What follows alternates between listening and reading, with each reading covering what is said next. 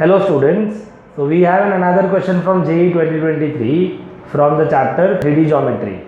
So the question says, let P be the point of intersection of a line which is given and a plane.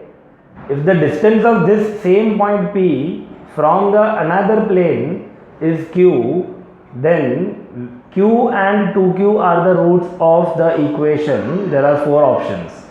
So basically what we need is, we need to find the point P, which is point of intersection of line and the plane, and the distance of that point P from the plane, another plane, is Q.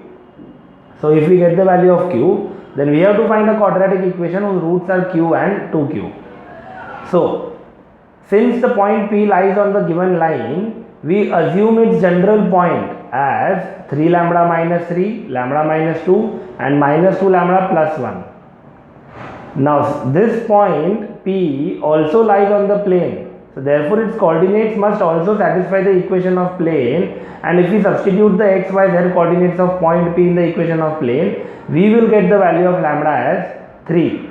So using this lambda, we can get the coordinates of point P as 6, 1 and minus 5.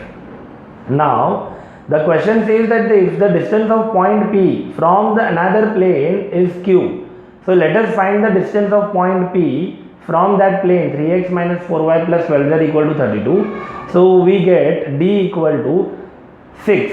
So the distance of the point P from this plane is 6, and therefore the value of Q is also 6, and therefore we need a equation, quadratic equation with roots Q and 2Q, that is 6 and 12.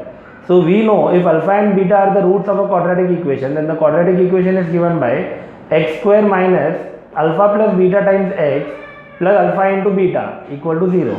So therefore we get x square minus sum of the roots is 18, so 18x plus product of the roots is 72. So the answer is x square minus 18x plus 72 equal to 0. That is option B. Thank you.